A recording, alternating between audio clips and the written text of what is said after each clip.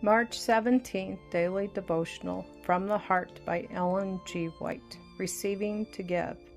Jesus took the loaves, and when he had given thanks, he distributed them to the disciples, and the disciples to those sitting down, and likewise of the fish as much as they wanted. John chapter 6, verse 11.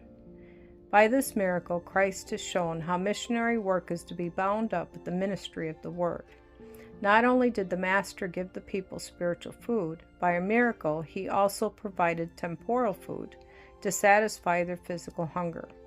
This merciful provision helped to fasten in the minds of the people the gracious words of truth which he had spoken. By this miracle, Christ desires to teach us the truth of the words. Without me you can do nothing. John chapter 15, verse 5.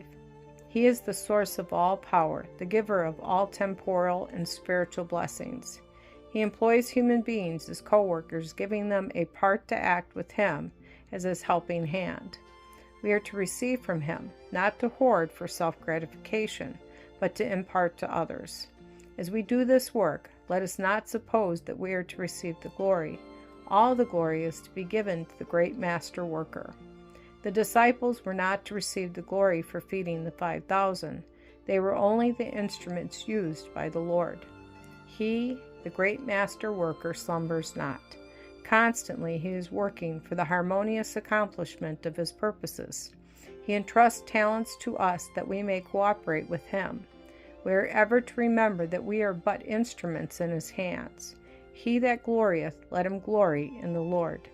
1 Corinthians chapter 1, verse 31. All who have really accepted Christ will not be satisfied to enjoy the divine favor without giving to others the joy that cheers their souls. The purest and holiest devotion is that which leads to persevering, unselfish effort for the salvation of those outside the fold. Those who impart to others of the riches of the grace of heaven will themselves be enriched. The ministering angels are waiting, longing for channels through which they can communicate the treasures of heaven. Men and women can reach the highest stage of mental and moral development only by cooperating with Jesus in unselfish effort for the good of others. We are never so truly enriched as when we are trying to enrich others. We cannot diminish our treasure by sharing. The more we enlighten others, the brighter our light will shine.